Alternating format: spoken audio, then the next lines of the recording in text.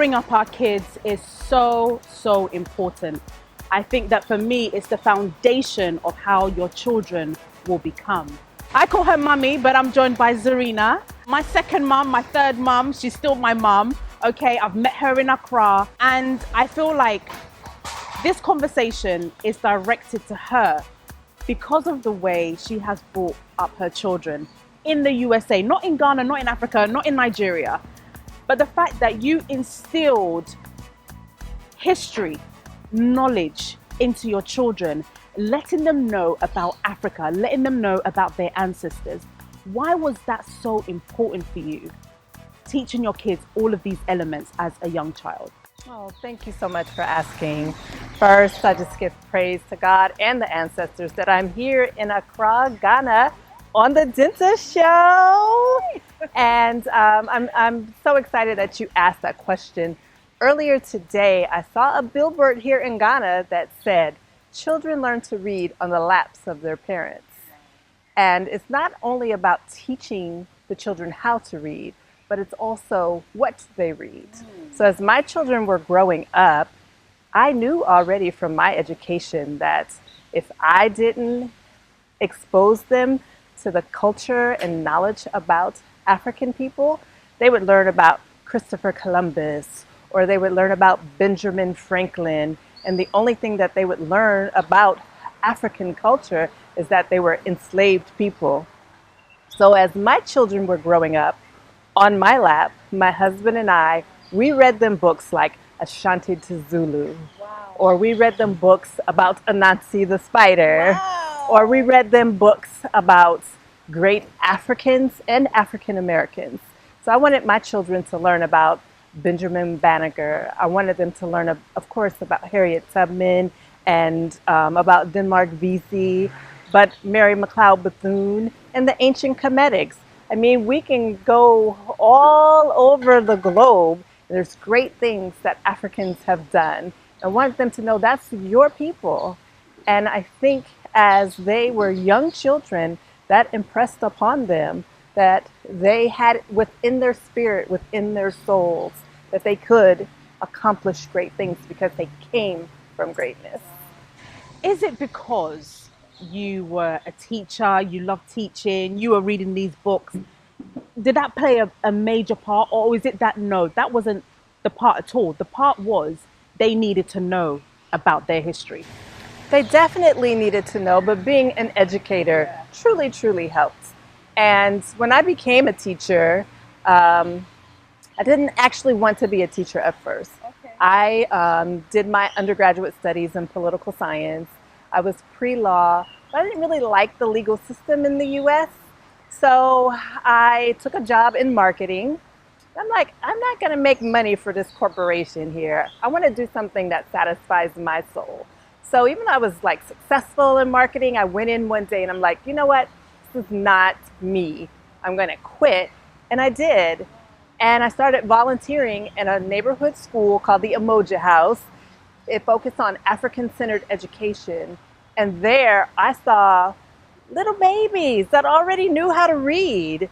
So I'm like, okay, I know that you don't have to wait until your children go to elementary school until they're 5 and 6.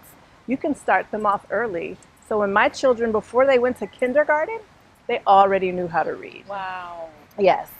And I would say that being an educator, a teacher, and I loved teaching children how to read. So when I was a teacher, I taught the little ones. I taught kindergarten, I taught first grade. And it is such a delight and heartwarming when not only my own children, but children from the community go to college, and they're successful. And they come back and they thank me, and I'm like, oh, I'm so happy for you all. And do you even recognize them when they come back? You know what? I always see them as 5-year-olds. I'll see a 30-year-old right now, and he still looks like a little 5-year-old to me. So. But how was teaching back in the day compared to now? How do you think teaching has evolved? Well, I would say teaching has evolved in ways in which what they want younger kids to master at a young age, they put a lot of demands. It used to be like kindergarten was your time to play with blocks and make friends and paint. But now when they're coming out of kindergarten in the US, they have to read like over 75 sight words. They have to be able to write sentences. They have to be able to add and subtract. So you have to give your children a head start. Again, as I said, you have to put them on your lap. You have to be consistent. And I would think with my children, they had a schedule. They knew when they came home from school, they would get a snack, then they will do their homework, then they will read whatever they needed to read for class, and they're going to read whatever they have to read for me. And then if there was time, like 20 or 30 minutes, maybe they could watch a little TV or play a little video game. Or all of my kids were also involved in sports and music, and they could do things like that. But teaching has definitely become serious, and it's created like a bigger gap because some parents still just send their children off to school. Education has to start in the home, and it has to continue in the home. Mom and dad at home, you often see the mom playing most of the role, okay? How important is it for both parents to educate their children in the home? That's very important. I was very blessed that my husband and I, we've been married now almost 32 years. And as we raised our children, we tried to do so in a partnership, and that, you know, if I'm cooking, then he's taking them and picking them up from their sports games. He'll, you know, maybe read some of the essays that they write. I'm not trying to say anything about my husband, but I would do the math. And we understand. And, you know, when you have several children, in total we raised 6 children.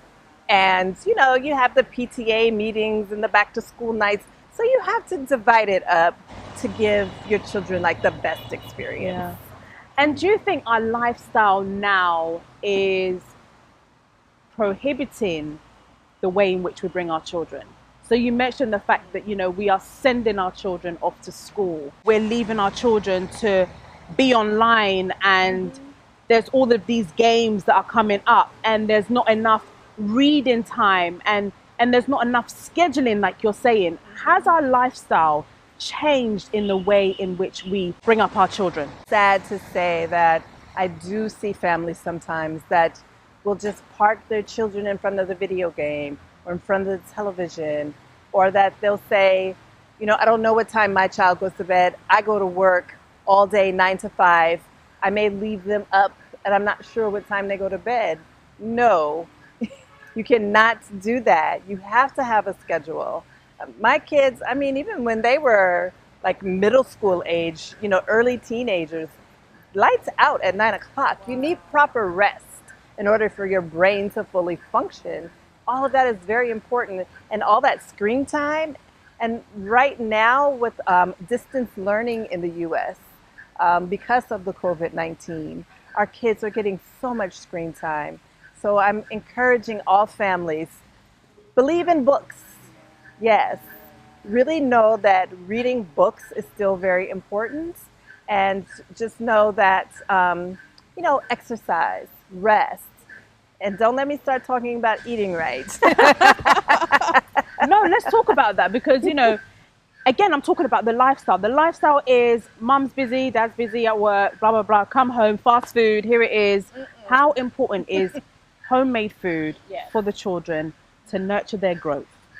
Homemade food is so important because our bodies need nutrition, and our bodies need to not be tired from digesting like heavy foods. So for years, I studied a health and wellness practitioner named Queen Afua, and she taught me that the more greens that you eat, the more lively your body will be. You want to eat live foods. So I brought my children up eating live foods. We eat salads every day, and then, you know, I'll do, you know, some pasta dishes or some other dishes, but making sure that they eat like a raw green, nice big salad every day as well, to just keep their minds vibrant and fresh is, really, really important. And then in addition to that, it just digests properly and fast. And then as you age, then you don't have to worry about so many heart disease and cancer because you're not keeping food in your body. Like meat itself can take like 5 to 7 days to digest. And, we want to do a little faster than that. Definitely. Absolutely. Tell us about your connection with Africa and how you got so connected to Yoruba, to Nigeria, Ghana. How did that all evolve and come up?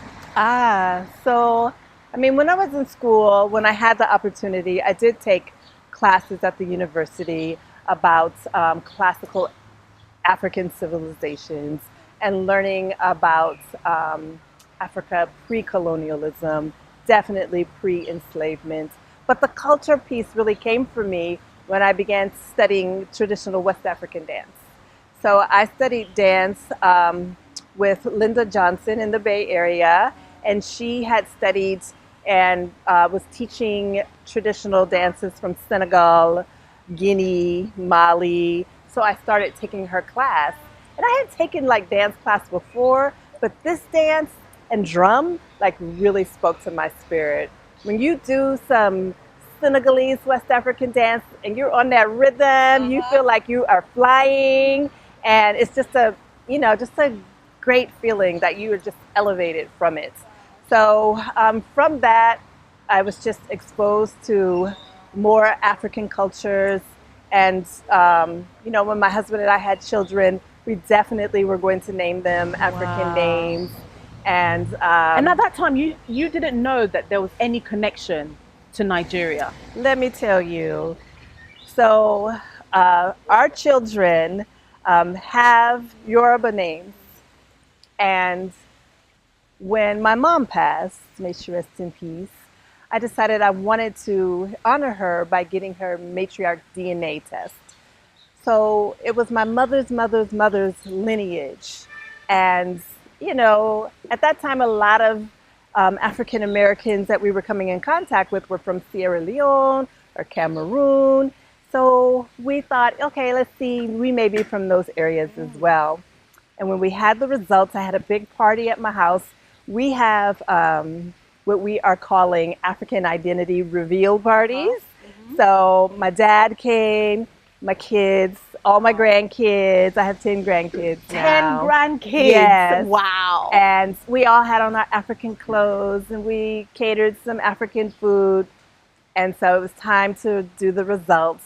And when I opened it up, all I could do was scream and say, oh my God, oh my God, oh my God, oh my God. And then my daughter, who is an Ifa priestess, had done like a big Yoruba prayer. And she's like, Mom, what does it say? Mom, what does it say? And she came and she snatched it out of my hand and she just started screaming. And then I don't even know who actually read it. I think my oldest son, Allende, finally read it. And it said that your matriarch is 99.9% a match with the Yoruba and the Fulani people of Nigeria.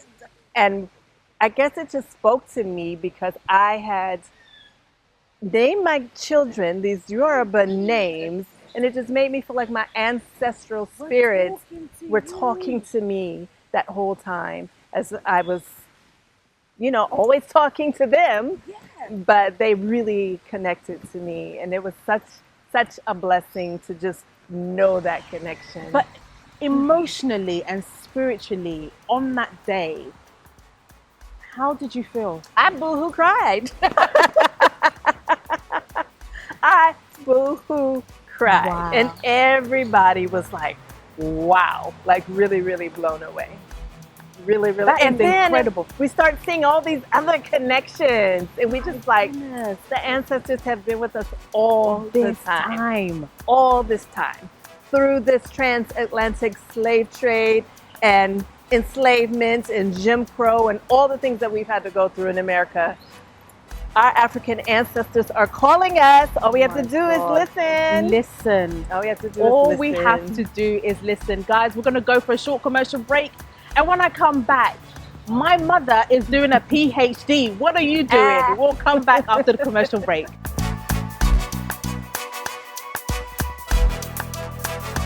Imperial Homes Ghana in Great Britain has carved a niche for itself within the real estate industry as the premier provider of luxury homes in Ghana and England, with a mission to provide safe, good value, modern housing and personalized estate management services to its clients and customers. All our homes meet the Lifetime Home Standard, as well as the highest standards of engineering excellence, safety, environmental sustainability, and cost efficiency. Imperial Homes, a signature of luxury. Guba Card welcomes you to the land of gold, Ghana.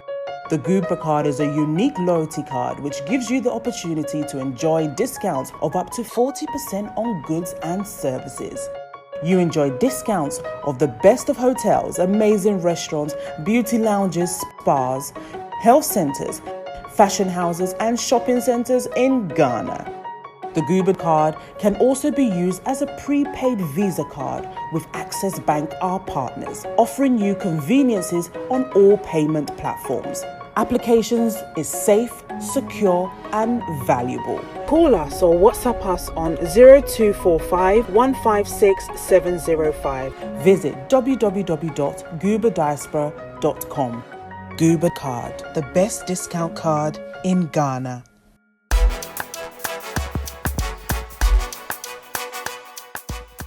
Welcome back from that short commercial break.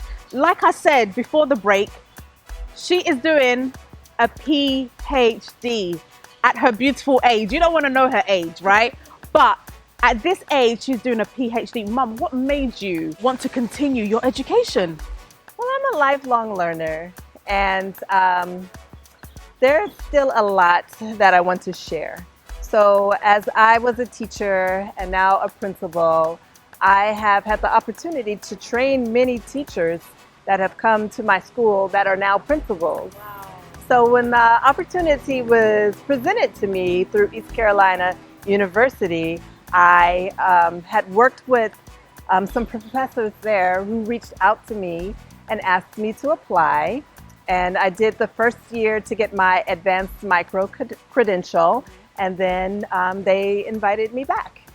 So I'm excited. I'm actually focused on equity issues. We call ourselves equity warriors in education.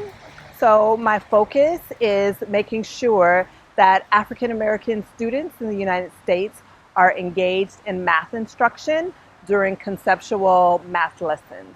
So as our African American students sometimes, don't have that confidence, or if they're in a classroom and they feel like, because of whatever reasons that they can't contribute, I am making sure that I train teachers and principals that you have to learn how to engage. You have to learn to use protocols that make them feel included.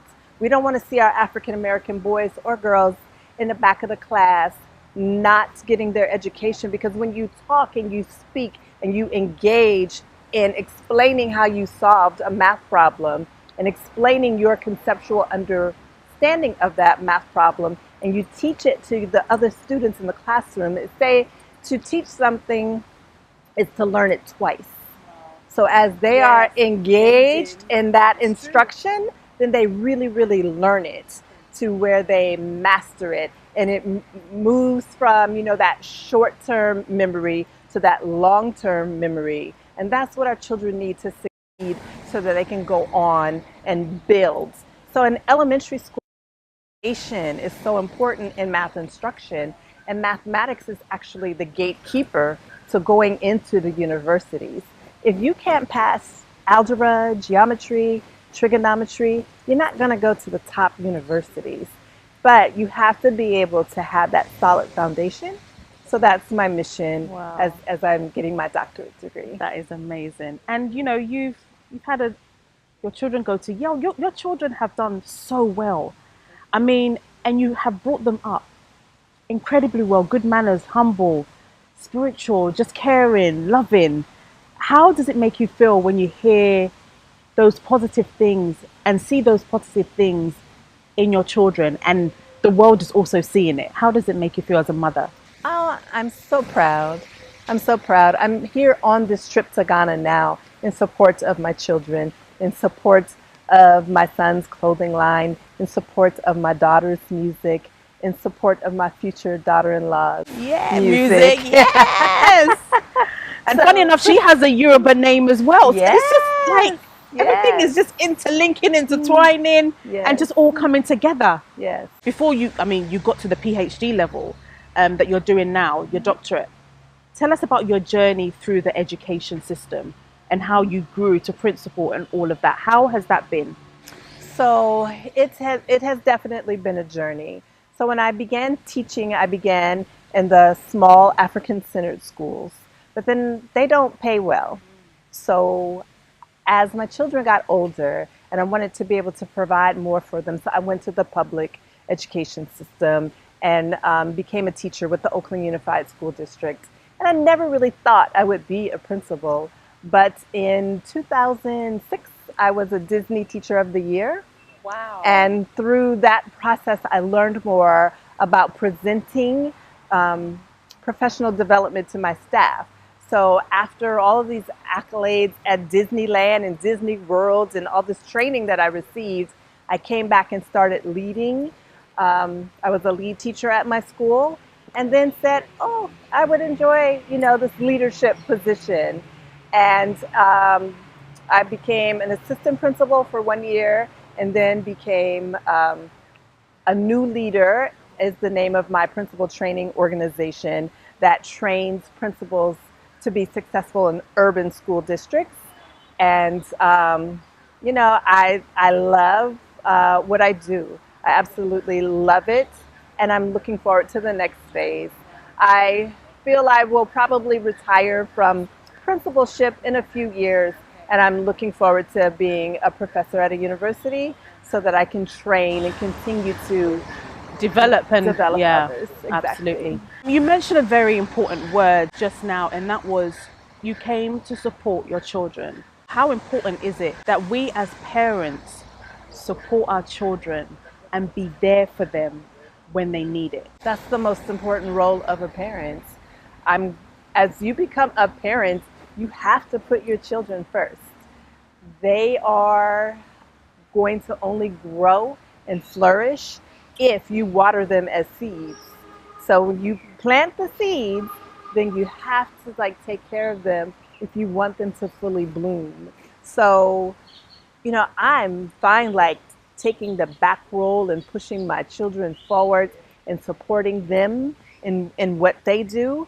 But I want them to also see that, as you age and you get older, you still have a lot that you can contribute. So I will continue to support them. And I feel that as they see me continue to grow, that is supporting them as well, because they still see mommy doing some things. Yes, absolutely, absolutely, absolutely. So they know they can too. And were you hard on them as children in terms of education-wise? Were you really a tough mom? It was tough in that there's almost like a war on the minds of our children. So you have to be firm in that you limit their TV watching, you limit the songs that they listen to on the radio. You even have to limit the books that they are reading, because not everything is positive, and you want to make sure that you are steering them and guiding them in the right way, because there's a lot of things that can just be negative and just push our children in the wrong direction. And you have to allow them to grow and bump and make mistakes. I mean, you say you can take the horse to the water, but you can't make it drink it. So you guide them, and then, let them see what they are going to learn. And then I just feel truly blessed that along the way, all of my children are just successful. And I give praise and glory again to God and the ancestors for just continuing to open the doors and lead and guide them. What you've read about Africa, is that what you've seen in Africa since you've been here? Oh, people have to come to Africa, because if we left it up to the television and these like commercials that come on, they don't show the wonderful industrial, and then, you know, there's nothing on relationships either that you can pick up from just seeing something.